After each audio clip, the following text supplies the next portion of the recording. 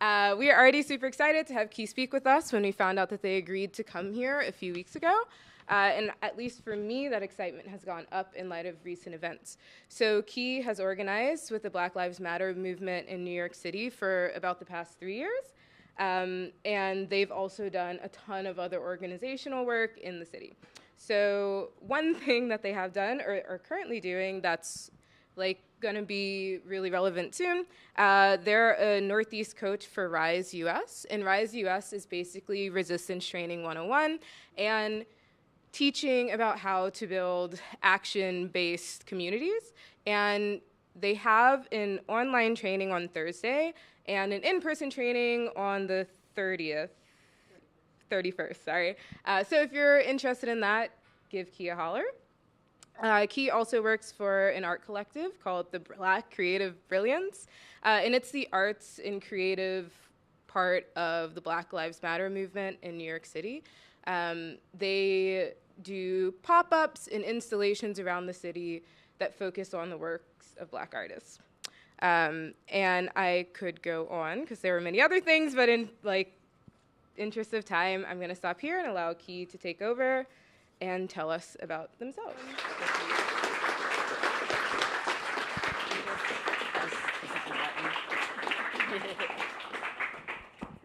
Hi, everybody.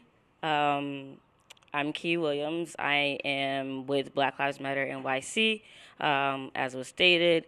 I use they, them, their pronouns, or Kei, which is pronounced Kei. As you said, I do a lot of things. I'm a movement trainer, photographer, graphic designer, but definitely proud of being a Black boy. This is a lovely picture of me.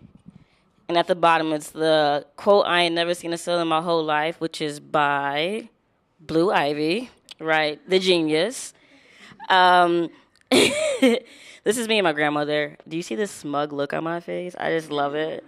That's a very known face for me, even right now. But I was raised in Brooklyn, New York, and then my parents moved upstate. But I was pretty much always a active child.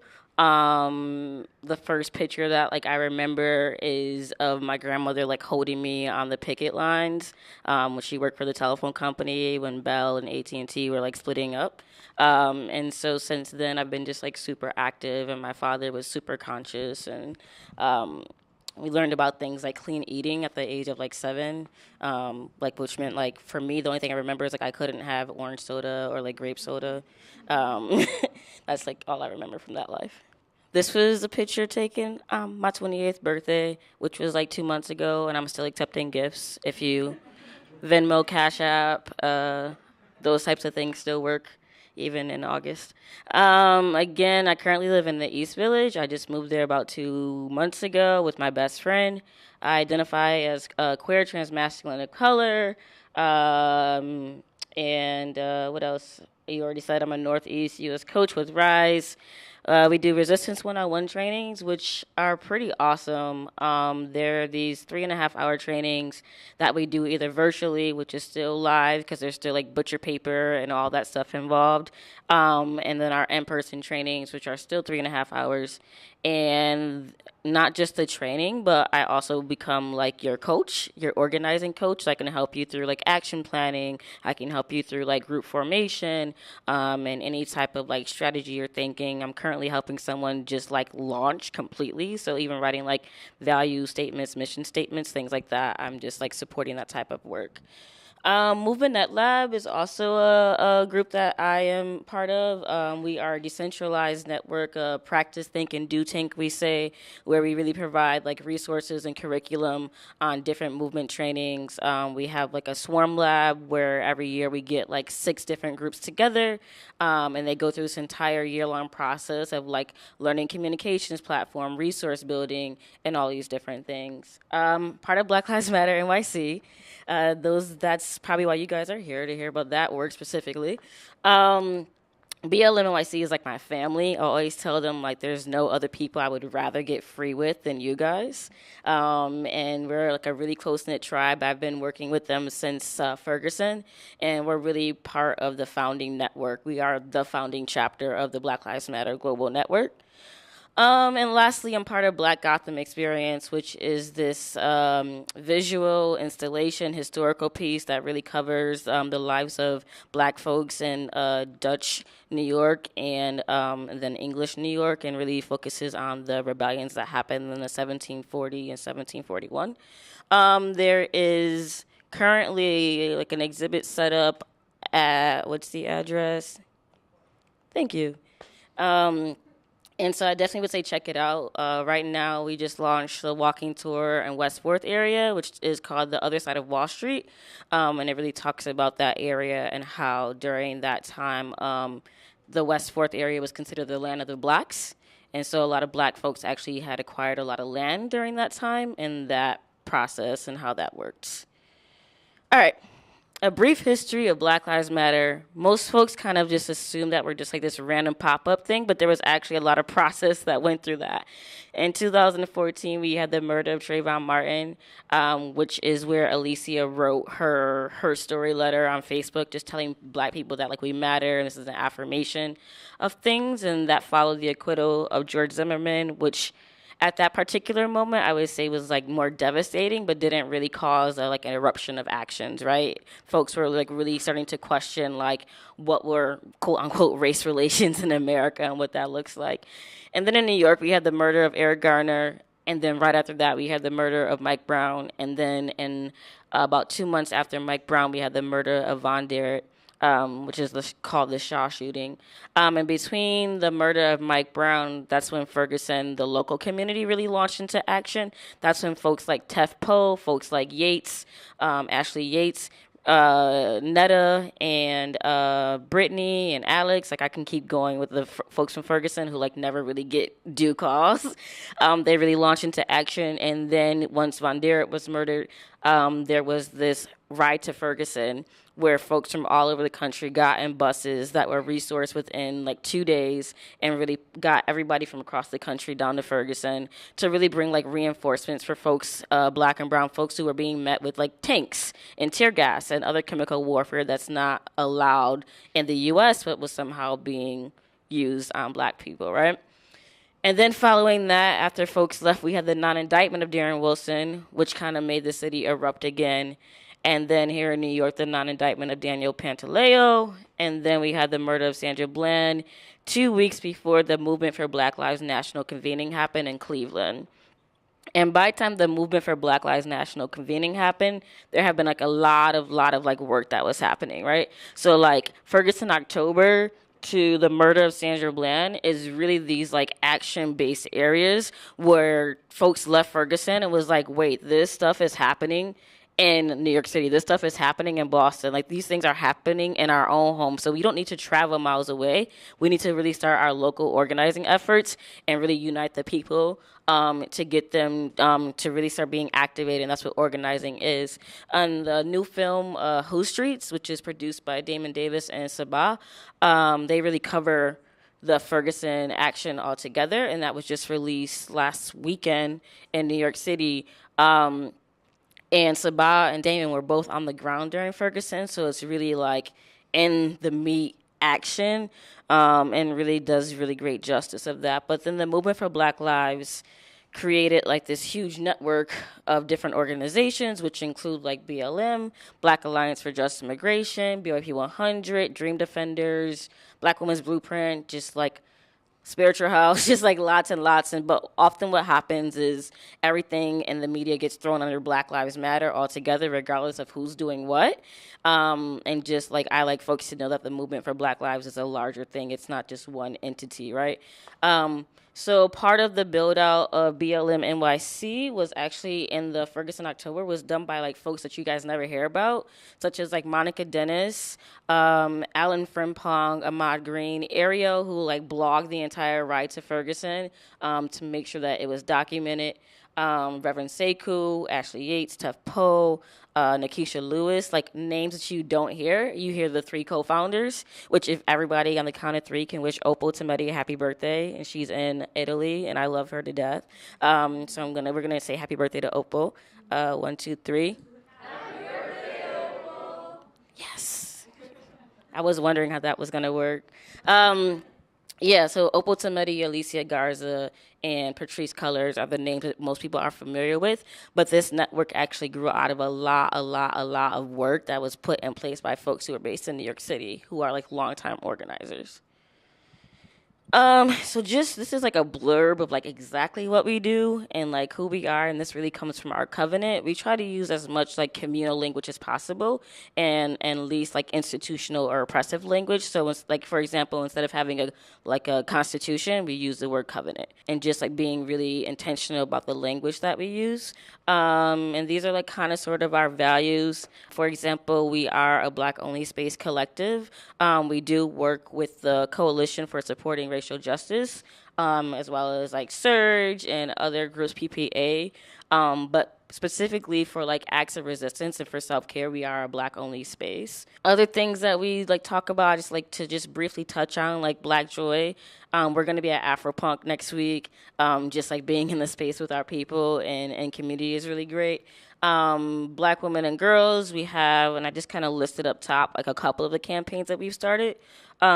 Every Black girl was born out of the Spring Valley High assault. So that was the assault that went viral with the resource officer dragging a Black girl in her chair a couple years ago. And what happened was one of our chapter members, Vivian, really was just like, I need to do something, even if it's going down there and giving these girls a hug and like letting them know that like we see you. So we ended up as a chapter penning a love letter to Black girls. And then Vivian ended up relocating to South Carolina, where she started, which is now a nonprofit organization, which really started from writing a grant at her kitchen table in Brooklyn, and getting her on a flight. Alan used his like flight points to get her down there. We set her up for 2 weeks, and last week she just closed on a house. So that's how that went. But she's doing really amazing work, and because of her work in South Carolina, the South Carolina ACLU, not the ACLU that just pulled the nonsense this weekend, but the South Carolina ACLU has a case against the education system because the number one juvenile offense in South Carolina is disruption of class. So it's actually a criminal offense if you disrupt class. So it can be something as simple as like coming in late, being on your cell phone, falling asleep, or deciding not to get out of your chair when a teacher wants you to, right? So there's no suspension or detention. It's literally you go to jail. And so with the increasing, like school to prison pipeline, this is a direct correlation, right? And we see this happening directly, which at the same time correlates with Black women increasing in salary. Like last year, Black women were the number one entrepreneurs, like as far as population wise. And so there's a correlation between like Black women being successful and Black girls being pushed into the prison pipeline. So we like to look at things as a full ecosystem and not just like one issue, but like how are these things connecting with each other. Safety Beyond Policing, I have a video about later, but Safety Beyond Policing was our proposal to New York City, NYPD, and the mayor's office about divesting and investing, right? So the NYPD has the largest police budget of any police department in the U.S.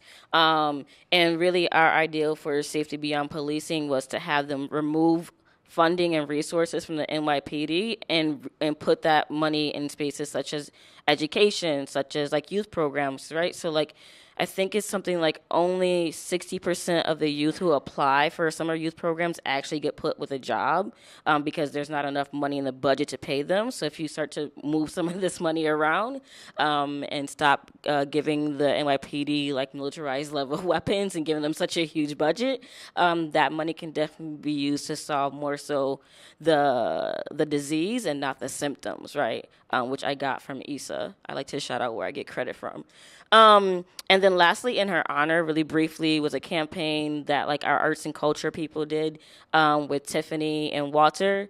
And in her honor, basically used graphic design and activism, artivism, education, and we went into Basquiat's high school in Brooklyn, and there were these templates, and I wish that I would have grabbed them, but I didn't. He created like profile graphics of like Sandra Bland, Miriam Carey, Black women who have been murdered by the police, and then there was this blank template where kids could come in and learn how to generally design the same flyer and highlight women that were in their lives that inspired them and loved them. And so that is part of In Her Honor. So if you have any questions about like the rest of our values, you can totally just like ask me. Yeah, disability affirming is like our one that we're practicing more so on this year, because we know that we've done a lot of work on Black women and girls, a lot of work on being intergenerational, on Black joy, and so right now we're like, let's focus on self-defense, because that's very real. I don't know if I can play this. Can I play this? Perfect. So this is one of our main actions. Swipe it forward. So put on his gloves like he's ready to hurt somebody. Shame on you! Shame on you! Shame on you! We are fighting back, New York.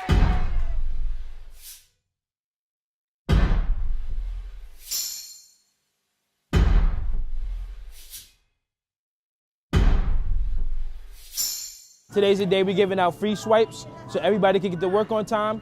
No undercover cops could get the quota that they need to bring back to the precinct. It's gonna be none of that today.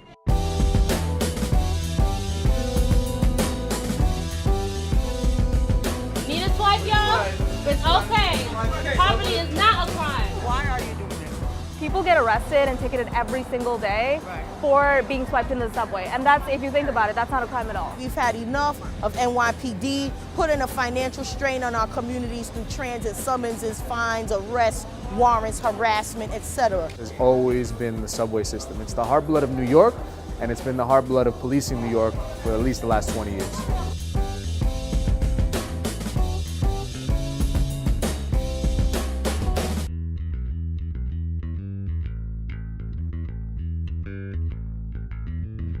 So we swipe them in, we figure we're saving not only as taxpayers, but we're also saving that individual person a night in jail, something on their record. The interaction with the police officers, which could end up in an ass kicking, which could end up in somebody being choked to death. So we just want to make the police as irrelevant as we can within our power. We know our rights, we know the rules, we are swiping our fellow New Yorkers for free today. It's not something that people should be arrested for, much less ticketed.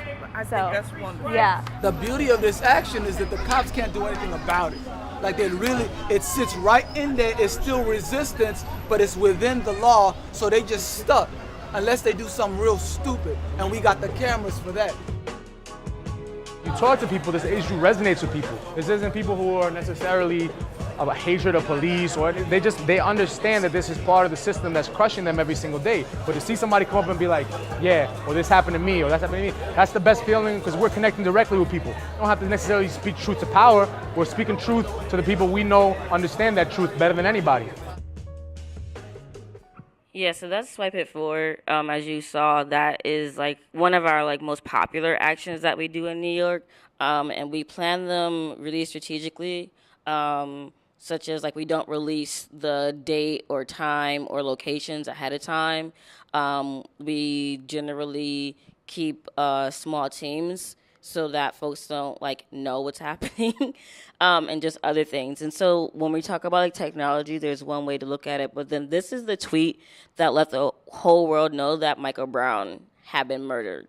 This is from Pharoah, whose real name I cannot remember right now, but he ended up basically live tweeting Michael Brown's entire death from the point of him having his hands up until they came and kind of, for 4 hours, his body was left outside for 4 hours in the street in the hot sun of St. Louis. And he live tweeted up to the point where the police came, and what they did during that time was they held white sheets up so the public couldn't see what was happening behind the sheets. What's up, bro? And so really, but this wasn't somebody that had been like with Black Lives Matter. This was like an everyday citizen who just like started tweeting, and then it went viral. And on top of that, we saw tweets coming out the whole part of like Ferguson. And like also with Ferguson, there was this beautiful thing that happened where, not beautiful, unfortunate thing that happened, but I think in movement building and when we're talking about global oppression, where Palestinian folks started giving us tips on what to do in response to tear gas, which was like things like, you know, just don't touch your eyes, use milk, not water, you know, just like don't drink water either because it activates more with water, walk away. away. It'll stop burning in moments and things like that. And that really created a bond of like really seeing like global oppression on a different level, and folks responding in that way was like really, really dope. If you don't know, you should know that, that was, this is last year's number. And so the Countit keeps track of that and really shows the disparities, and there's full information. The federal government doesn't have a database. So this is actually created by The Guardian. They do all the data raising and database themselves because the federal government refuses to like put that into practice.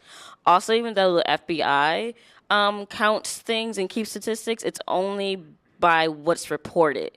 Right, so even last night, CNN came out with like 7 different charts to show you hate groups. Well, like what they didn't, that they really like underlined really, really like smoothly, was that these charts are only based upon crimes that are reported and crimes that are seen like that are deemed like actual. So how many like black people don't talk to the police or have the culture of not talking to the police, or just like are deemed irrelevant or what they're saying, and the same thing with our indigenous folks. And so just really like taking an impact look at the system, and really like just paying attention to the numbers. I have this sign from the Occupy Citizen Hall that we did here, which says like, stop making us learn new names. And I take that to every workshop, every action that I do, and I just kind of post it up. This is like my favorite thing that we do.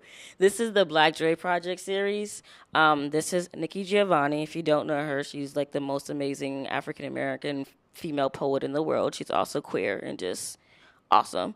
You see how I touch her face? Like, awesome.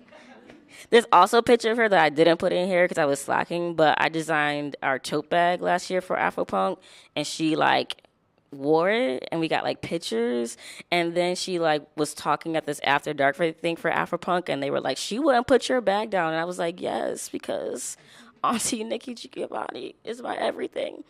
This was also fun story. This was also the only time during Afropunk that I walked away from the tent because I coordinated the whole thing last year, and they were calling my phone, and I was like, I've been at the tent for 12 hours. I'm not going back. And then I get back there, and Nikki Giovanni's walking away, and I was like, oh, that part. But this is the Black Dre Project series. It is created by Cleaver Cruz, who's one of our arts and culture leads and also part of BCB, Black Creative Brilliance. He really just like started this entire series to invoke like little pieces of Black joy, because what we often see in recordings and on the news is Black death. And so he really wanted to create and state the fact that joy is an act of resistance within itself, and that just existing as Black and brown people in the world, not just in America, but in the world, is an act of resistance, right? And so what he does is he captures pictures of folks expressing Black joy however they wish to, and then he gets them to write like a note card with what it means, right? So this is Walter Cruz, and this is Cleaver Cruz, and together, all three of us make up the Black Creative Brilliance Project. Walter has worked on most of the national campaigns that you've seen as far as graphic designs for Black Lives Matter Network, has been from me and Walter.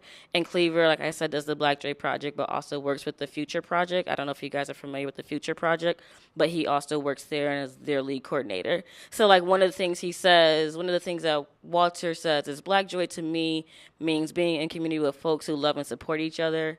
And Cleaver says, Black joy to me means having the honor to heal and build community with Black folks around the world, with the understanding that joy is a form of resistance and the work of getting free.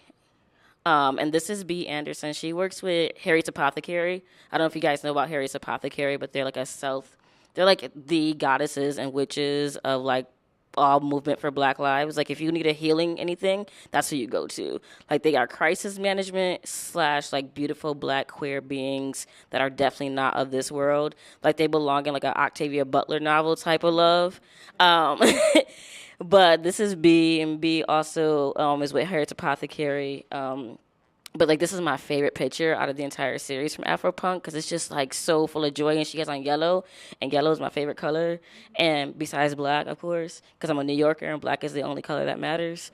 And B says, like, Black joy to me means being able to say I love and see my people every time we are in one another's presence. And so really, I would definitely advise you guys to like follow the Black Dre Project. It's literally the Black Dre Project on Instagram. Matter of fact, pull out your phones right now and do that for me. I'm going to give you guys 30 seconds. It's all one word. And then if you want to follow Black Lives Matter NYC, it's BLM NYC. My sibling's going to love me. He's like, oh my God, all these followers. I'm like, yes, boo, I got you. I got you, family. We're really intentional about like many things. So like in terms of like language, even within Black Lives Matter, we don't use like gender anything. Like when we talk about each other, it's not like, oh, that's my brother, my sister, which you mostly hear in movement spaces. It's like, that's my sibling. And that's just like how we leave it. It's like, I love you, sib, you're my sib.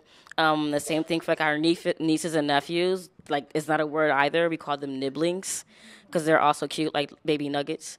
And so just like I said, we're super intentional about everything that we do, and our language is most intentional. What's next? COINTELPRO in the digital age, what? So there was this question that you guys asked me, were like 3 fun facts about you related to technology. And I remember being like, I don't know, I said 1 was like that we only use Signal and encrypted email. And then I said like 2 was something else I don't remember. But the 3rd one was like, there's things I can't even list in this email because Gmail is not secure. So sorry, guys. But these are a couple of articles, and the deck will go out to you guys if you guys haven't read and want to read more. Actually, give a shout out to MJ, who introduced herself earlier. She's one of the lawyers that worked on the NYPD case, where it was found out and proven in court that they have been following us and surveilling us at different actions all over New York. Particularly for this case was the protest that happened in Grand Central for Eric Garner, and that is the People's Monday protest that still happens every Monday. It's been happening for the past 2 years. So the People's Monday is actually run by New York City Shut It Down crew, which is part of like the larger movement for Black Lives in New York. And every Monday from 7 to 9, they like highlight life of a Black, brown, or indigenous person that's been murdered by the police or by anybody, really. Like we honored Miss Bostic last month. It was a Black transgender woman who was murdered in Chelsea on the corner of 23rd and 6th. And her body, her body laid in the street at the crosswalk for an hour and a half before the paramedics showed up, and she ended up dying of her injuries 12 days later. And part of Miss Bostic's story is that because the person so it was like 10:30 at night, and she was walking down 6th Avenue, and she was homeless, and so she was walking back to the shelter. And the person that is accused to allegedly who took a metal pipe and bashed her head from behind is also homeless.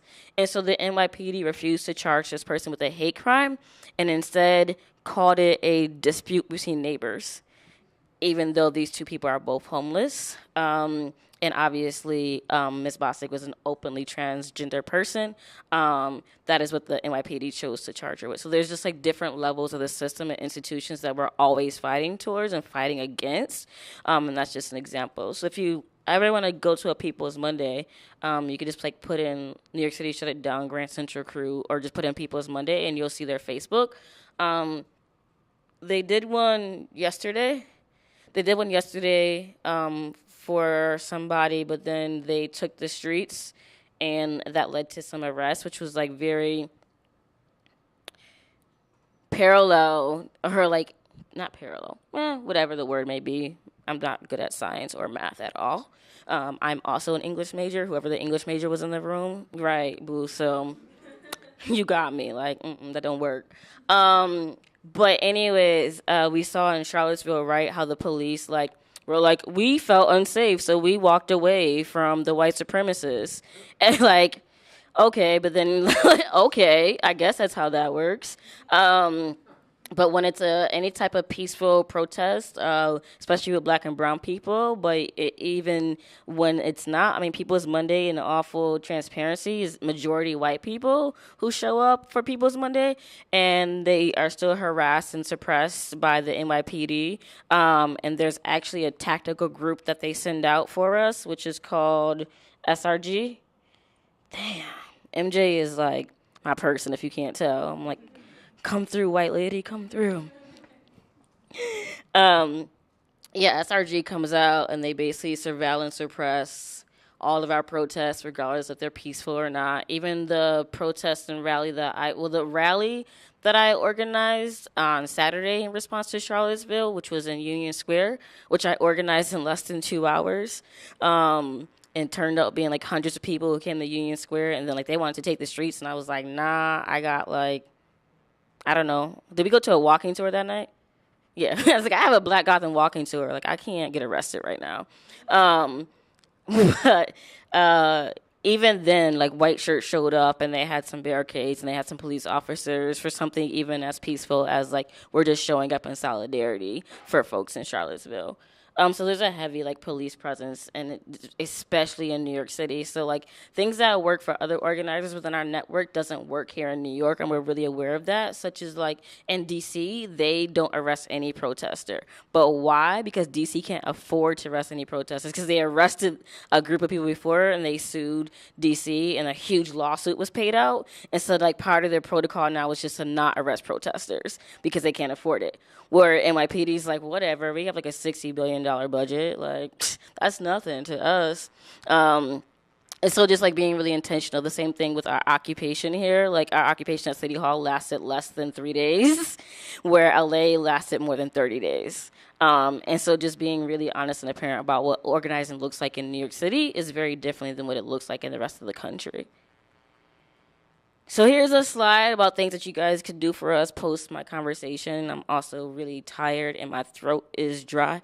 There's certain support that we are looking for with technology. Like, we need a website, because if y'all saw our website, y'all be like, 1998 Yahoo. Like, it's literally just like a white page with the badge and like a donation link. It's on WordPress though, which I hear is really easy. Also, I know nothing about WordPress. I can teach you Photoshop and Illustrator like nothing. But WordPress, no. So I also am interested in learning how to code or learning how to build out anything. Why Accountability is in need of some infographics. Why Accountability is based in the Bronx, and they really need infographics for those graphic designers surrounding 2 campaigns that they're doing around fair housing. And I think bail, if I don't remember correctly, I have the information. Swipe It Forward campaign is in need of a website as well. We don't have one. Our information currently lives on the Safety Beyond Policing website, but it's really its own campaign with its own coalition, and so that'd be great to like have that up there. And the Movement Net Lab, which I didn't throw in a lot of our curriculum, but a lot of our curriculum is actually illustrated by Gon Gallen. I don't know if you guys know who Gon is, but he was like a lead person for Wall Street Journal, and he does a lot of illustration. He does all of our illustration. But if you're great with like creating illustration and materials, that is a way that you can support as well. As you probably noticed, I've listed a bunch of different organizations, like locally, right? That's because like one of our commitments as like organizers in Black Lives Matter and realizing our position in New York City, which is like we have the name that folks want to like be involved with, be attached to, donate money to, etc. Like that's where we are. But part of our duty to actually like serving our community is using that name. So using that name to support local efforts from other like organizations. So we don't do any action in New York or any like event that we hold or have without at least one other organization signing on to our actions. That's just like a way of best practice for us to also like divvy out the labor, but also be held accountable for like including as many people as possible and really not disrupting the ecosystem with this like movement that popped up 3 years ago when folks have been doing organizing work in New York City for decades, right? So we're really intentional about the work that we do. And most of our organizers come from other organizations such as like Malcolm X grassroots movement. A lot of us have like a lot of close connections to Black Panther alums. Like I've sat on 2 panels with Emory Douglas. I talked about my artwork in the movement. Emory Douglas is the artist of the Black Panthers. So anything that you see in that like style from the Black Panthers newsletters or papers was all done by Emory, which was like really hard because he had to hand cut out every single thing. There was like no computers, you know, so like he hand cut out every single letter that was like posted and printed and transformed it. So like thank God for Photoshop and Illustrator, because I probably wouldn't have that level of commitment. Definitely not. And so this is our like little graphic badge that we use. I think my T-shirt is in the dirty clothes, so I haven't been able to find it for like 2 months, which talks about my self-care. But this was designed by Walter, and it's really like, okay, can I just tell you guys really quickly? It went from like, when we did this, it was like from the Bronx to Queens, and then everybody in Brooklyn was like, what? Like, you gotta mention Brooklyn. So we just took Queens out, and it's like now from the Bronx to Brooklyn. And it's like so messed up, but that's how Brooklyn people are, I guess. Not like I'm not a Brooklynite. You see how I like other them into something else? Like, God, Brooklyn people that I just moved away from 3 months ago. Guys are horrible. But let's build together. So I heard a lot of interesting like things happening, and I heard folks being like, I'm here because the speaker grabbed my attention, which is great. But also, like, I'm really interested in seeing what work we can all do together. And so I'm really excited about these breakout groups that are going to happen after I stop talking. If you want to follow me, Black Boy Kei on Twitter, Black Boy Kei on Instagram. Instagram is mostly selfies of my lovely self, which I have no shame in telling you. And Black Boy Kei on Twitter is more so like trolling New York Daily News every day for how trash they are. Because like New York Daily News like has this one rule where they won't edit articles that's already put up. They'll just like write a separate article attached to the previous article, so it's like the wrong information still stays up there. And so like I just troll them all day, and I'm like, NYDN is trash before using this language. Don't worry, I fixed it pretty much all day. And I also just retweet like Keegan a lot and Chrissy Teigen, who I'm in love with and follow her on every single thing. Chrissy boo, I'm waiting. But yeah, that's all I have in this lovely slide presentation. Of course, the donation link is right here because we do lots of lovely work, such as Families United for Justice is also one of the things that we do. And that's like a network of families like Cynthia Howell, Akai Gurley's family, Auntie Nicholas Hayward Sr., the Haywards, whose son Nicholas Hayward Jr. was murdered in Brooklyn over 1994, and he's still fighting for justice for his family and his son. His son was murdered in the stairway of their apartment complex, and he was basically playing cops and robbers, and there was a whole DA cover-up, etc., and he's still fighting for that. But basically what Families United for Justice does is create this network so family have support, because they only they can experience and like relate to each other. And so like one of the things that we were able to do for them was have them go to Detroit, to the Allied Media Conference in Detroit that's held every year, and really just be able to network and engage with each other nationally. And that was also the same day that the verdict came out for which person? Jamar Clark, I believe's case that came out. And so that was like really hard for them to experience. So it was like really grateful because they were all together. So there's like a lot of work that we do, lots and lots of work. And if you have any questions, actually during, I guess what I'll propose is that I'll hang around as a breakout group myself. And then if you want to chat it with me, then I'll just be there because the lights and the lack of water. But thank you guys so much, and thank you guys for coming.